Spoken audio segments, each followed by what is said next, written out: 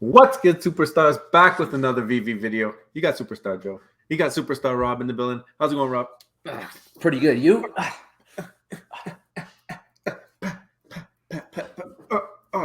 My fingernail.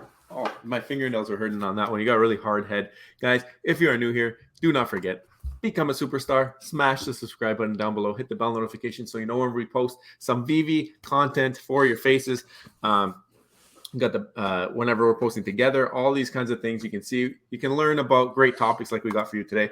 Also, become a superstar VIP, $2.99 a month. Hit the join button underneath the video. You got a nice star next to your name. You're gonna level up through the badges. Like a game. It's gamification right now. Veve, they're maybe gonna implement some Veve gamification. We already got that in the bag. Brag about the color of your star in the comments. Let us know what color is your star. Also, first dibs on merch, star in the universe, and access to all our drop spreadsheets, price prediction spreadsheets, all the fun stuff. If you want to follow us on socials, we got Twitter, Instagram, TikTok, Discord, link in the description below. Also, I said that I would make this shout out. Omi Daily Burn is one of our Discord mods, and there's people asking him questions all the time on our Discord. So I don't know if you wanted to get asked more questions or if you just wanted to let everybody know that it's been a perk of the Discord. So definitely go check it out and hang out with the fam over there. We also have a PO box if you want to send us something, become a superstar Hall of Famer. And shout out to all of the VIPs. You guys are the best VIPs in the game, and you continue to support us. We even got new people showing up in the bear market. This community is the best, and it continues to show why it is. Yeah, make sure you hit below. There's in the description, you have the link to the Discord. You want to check it out, you can always talk to us throughout the day. You also get involved with the wider superstar community. Great conversation, great people. It's a little bit more personal on the Discord. That's what I find. Yeah. All right, so VV Twitter, we have an update on the posters, and we're getting close to 200 on Mickey Mouse. He's at 196. Dumbo's at 181. None of them are below 41, by the way. Just wanted to make sure that we knew that. Minnie Mouse, 168, and Donald Duck, 142. So they're climbing up there a bit. We're not quite at 1,000 potions used yet, but I would think that we might get around there by the time this is said and done on April 26th. Well, scarcity matters, and a lot of people say it does, and they think that we have certain collectibles out there that are priced at insane amounts simply because of the scarcity. But like, if the numbers stay like this, and you're a poster holder, you should be very happy. This is like one of the rarest collectibles that are at least Disney that will be on the app, and I mean, you can't really be sad having that. It's just a good thing to have.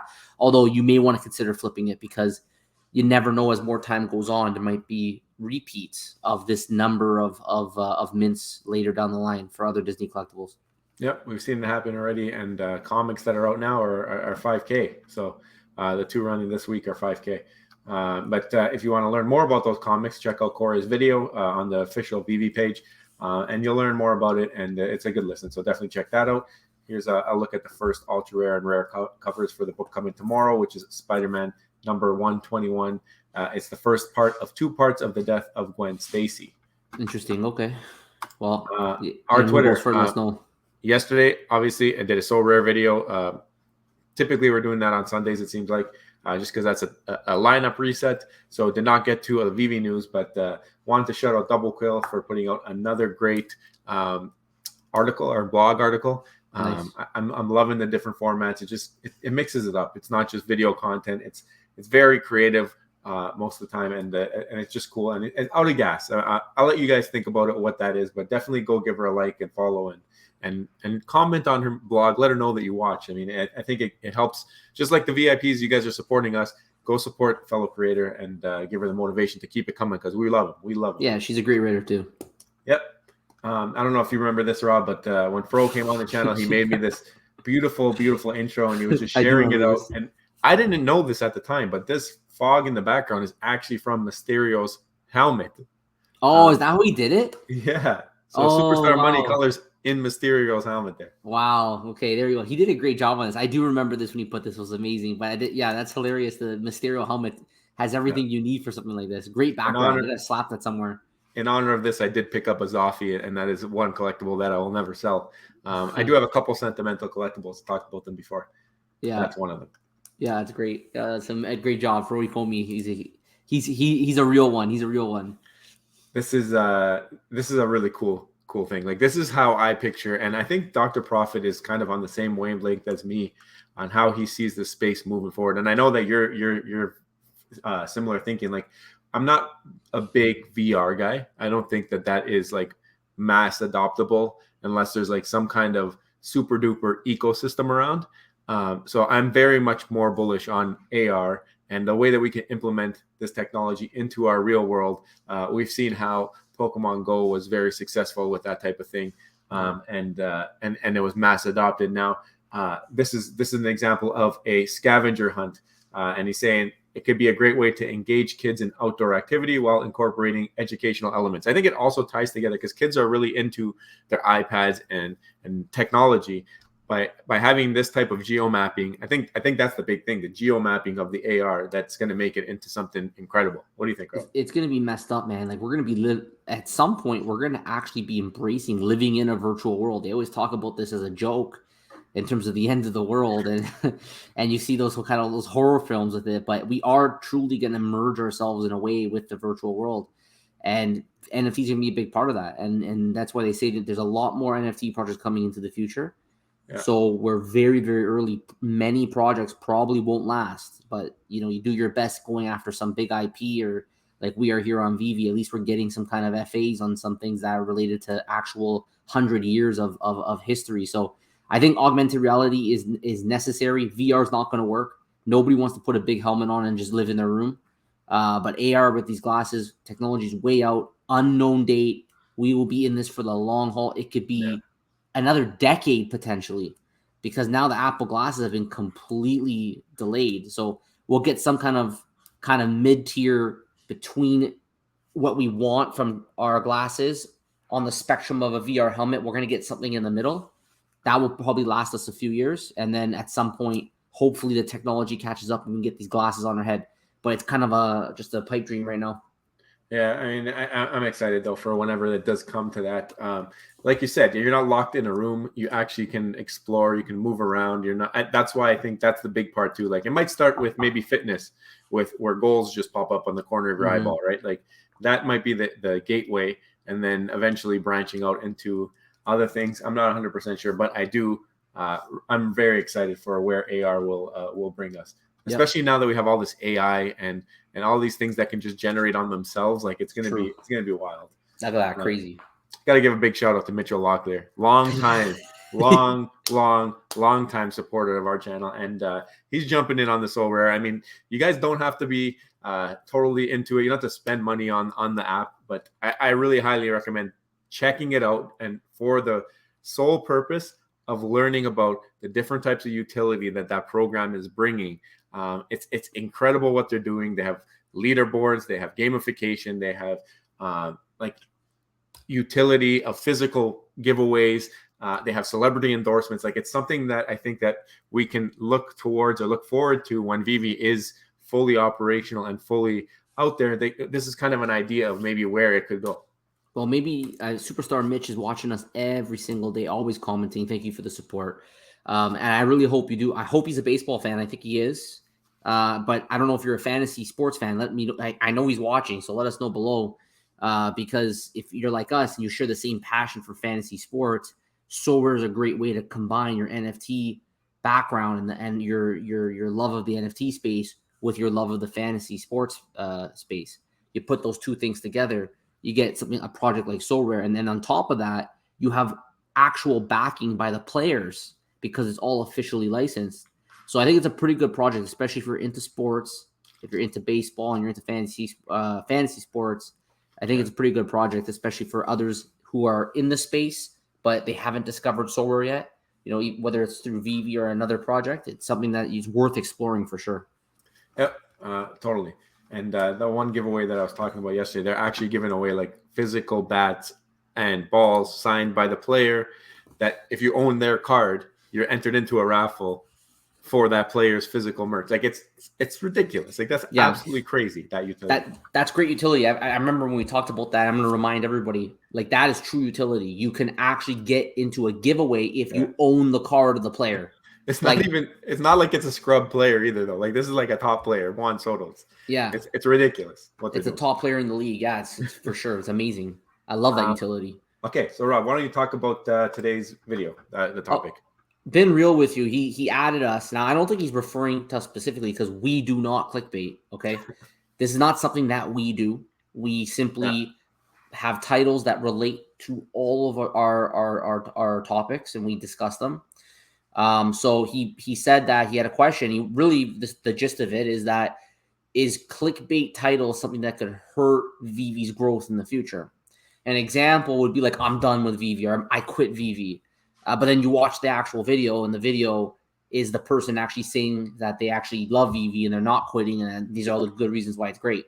So the question was, is it hurting for new users? When new users want to come in and they see these topics from different content creators in the community, are they going to be turned off and just kind of pass it by? I thought it was a pretty interesting topic because we are content creators and we have been accused wrongly of clickbait. So I thought it'd be a great topic for us maybe to pitch our thoughts on. And I think that even if there is clickbait in by others in the community, they're not going to hurt the project. I think that at the end of the day, people who come into Veve, they're not going to completely and wholly rely on YouTube videos. They're going to be attracted to it for other reasons. I start with the macro. First, you have to find some kind of interest in the NFT space, and that starts bringing the money. And then with the money comes use cases. And I think right now the app is lacking utility. The app does not give the average person, or the average Joe, as I like to say, enough reason to be attracted, stay in the app, continue using the app. It's getting very boring. There's really nothing there except for the fact that you can just buy some premium IP digital collectibles, but there's really nothing you could do with them. The AR function is kind of cool at first, but you even run out of time with that. You can only do it so many times with your friends before it becomes old. So there's nothing else really, and MCP is not really fully operational yet. There's a little bit of a leaderboard for some beta users right now, and I think they've rolled it out to like 20,000 users, but you need it widespread. And then on top of that, you got to give people a reason and utility to actually use those points. So regardless of what we do on YouTube or any other content creator does on YouTube, someone who downloads the app is going to very quickly realize these things no matter what they watch on YouTube. And negative titles don't necessarily mean that that person will like they might disagree and click on it and interact. So if anything, you're creating community engagement just by posting a video, regardless if it's negative or it's positive. It creates conversation and it creates maybe potential growth in the future. What do you think, Joe? Yeah, I think you nailed it right there at the end. I think very important to listen to both sides, positive and negative. We try to do a good job of speaking towards both. Obviously, in the most recent past, there's been a lot more negativity than positivity, just because of failed deliverables, continued promises that don't get met, and other things like that. We don't have to beat a dead horse. Like, it's things that the community is very aware of and have been acting on, which is something that's really been bothering us. Where that's another reason why we bring up some things that we do, and we not only that, when we put out our videos and our titles and things that we want to talk about, we try to bring solutions and provide answers to our claims. So if there's ways to come about or ways to fix it, things that they can do. Example, we were talking about how the other day there was a tweet from Mitch, and he said, "We don't let us do us, and instead of answering you guys, let us do instead of talking." And to that point, I said that's not good enough. You need to have both. We need to be able to complete tasks as a company and also communicate with the user base, because the user base is the company. At the end of the day, that's where your company will strive. And when you do bring in the new people, and this was a point that a lot of people agreed with in that video, when you do bring in the new people, you want the people who are here to say that they've had a decent experience or they've noticed growth. And the people who are here are going to be the people who communicate to the new people and about that. They're going to ask questions. People are going to join the community and talk to the people who have been around longer than them. They want to know how the experience is, and that's going to determine how much investment and all that stuff that they do into the app. And we've done it. When we first joined, we were talking to all the people in the community, like, "Oh, how was it here?" Learning about before our time was one of the best parts of being in this community. So, I mean, I don't want to see a bunch of new people come in and just be talking to people who have been completely turned off to the project because there's been a blind eye to the community. But again, Rob, you started off with a great point as well. We do not clickbait. It's not something that we do. We purposely put out a title, talk about that topic at some point in the video. Sometimes it's too late for you guys. Sometimes you don't like waiting, but like you understand, YouTube algorithm, they make you watch the whole video or at least interact with more of the video, and we'll put that message out there further. And we definitely want to make sure that our messages get out into the algorithm and spread its wings and fly, because lots of topics that we talk about are user driven or viewer driven, especially. Like, you guys will leave us comments, we'll talk about that topic. If you don't like it, that might be because you sit on a more bullish trend or a more bearish trend than that. I mean, we've had altering opinions from you guys on both sides. Even sometimes I'll put out a tweet, it's very down the middle, and you get both sides of people like interacting with it, saying, "Oh yeah, I can't wait for Veveverse to come out." Like, and then the other ones, I think I'm trolling when I put out that tweet. It's like you just see it every single day. So definitely never clickbait, and definitely there is a place for these types of titles for people who do clickbait. Well, you do want to educate the existing users. I mean, everyone's guessing. No one has a crystal ball, but we've always wanted to be honest. And I think that it's important for content creators to cover both sides of the story. I'll give you an example of how we never clickbait. I mean, we got 7 months ago why you should want your VV collectibles to go to zero. And this is where we talked about how if they go down lower and you truly are bullish on this project, you should want to go to zero so that you can buy more. Then we had 1 year ago, your VV collectibles are still going to zero. Here's why. I think there's been 99% losses since then.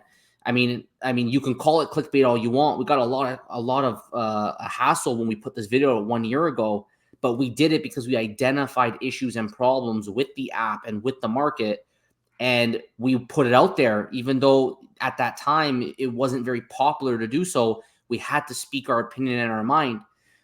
Then we had VV wants all your collectibles to go to zero. Here's why. This was more of the same. This was 11 months ago. This is how we talked about why, the way VV was running the app in such a way where maybe they didn't really care so much that the price was dropping, and it's really, you can't blame them. And we followed it up. We said, don't blame VV that your collectibles are going to zero, because at the time people were blaming VV, but it was the market. The market was doing what it had to do, and we identified that 10 months ago. And then 5 months ago, we even went as far as saying OMI is going to zero. It's at like 70 cents now. It's at a 52-week low. I mean, you can say, okay, well, it didn't actually go to zero. So, I mean, 0.000 something is still kind of like zero, right? But the point is the message was given. And is it a negative title? Sure. But does it stop new users? I don't think so, because I think as time goes on, they'll see it's an older video and they're going to be looking for more current things. And when that growth in that bull market happens, they will be watching videos at the time, probably by Superstar Money, saying why now's the time to get in because of these reasons. None of it's financial advice, but we have to just use our best opinions as content creators and hope we can interact with the community, make people think, they'll make their best decisions. And as a community, we talk about it and grow as a community, regardless if the title is negative or positive. Yeah. And Rob, I don't know about you, but I've never searched for an item or anything that interested me, seen a negative title and say, you know what, that's it, I'm done with this. I definitely, if I'm looking into a project, for example, say I'm first time coming across Veve, I'm looking into the project and I see a negative title, I'm going to say, you know what, I probably want to watch that video, if anything, to learn why are they putting out that negative title. And then if they do watch the video, they're going to learn about the reasons about why it is. And then maybe it'll end up being more positive, more bullish for them. And they're going to realize, like, okay, so this is something I can live with. Or they're going to be a little bit more educated on what they're getting themselves into. Does that mean that they're going to jump away? Not necessarily. Let's go for examples here. This is where this all started with. Let me pull this up. So this is what started that whole conversation, being real with you. I'm pretty sure this is what he's talking about. John Savage put out this tweet, said, why did all the big Veve influencers turn against Veve? Cavell, Wilson, Foster, Chris Coffey. So John Savage knows that we're not against Veve. He's obviously excluding us from this list for that reason. But rip to everybody with diamond hands. And then he posts a bunch of videos. You can see Foster over here in the corner, really big fudder. He's a moon boy. So, I mean, this guy didn't watch Foster's video, but we're bigger moon boys. Foster has no place on this area. I mean, he shouldn't be on this right now. I'm gonna be honest with you, none of these guys are really fun. Like they all spend all this time to make content about this platform. It's because they believe in it to some degree. It's right now a lot of people are disappointed in it, but they're not disappearing. They're not diamond handsing or paper hands and whatever, like they still have some kind of interest in the platform, or they wouldn't be putting out this content. Yeah. I mean, there's no viewers. Nobody's watching Veve content right now. There's no point to make the content if they don't have some kind of interest. Yeah, I'm not really sure why. I mean, all these, like, this is the thing. I don't think any of these guys sold out. Foster was there, and I think that's what led to the whole clickbait discussion, because it was an opposite title. But I don't think Foster's ever said a bad thing, or he's ever even said a negative thing related to the project, because he's thinking long term. But yeah, like, the content creators, we know, like, there were during the hype cycle, there was a lot more content on the app. You could go on YouTube and you could see 5-6 videos a day. Now it's really hard to find any content on the app, because, like I said, it's kind of, it's a bear market. The growth isn't there. There's really nothing's really changed since last year. I mean, like, it's the same app. The app has gone a year and they've just maybe tweaked a few things, but the true utility and functionality of the app hasn't changed. So people are becoming bearish, including the content creators who followed them for so long. But that's why you got to cover both sides, because a year ago, there were lots of reasons to cover negativity, despite the euphoria of everybody rushing in, throwing in new money. You're getting so much money coming to the app every single day. Prices were going crazy, but there were still reasons to actually consider a negative side.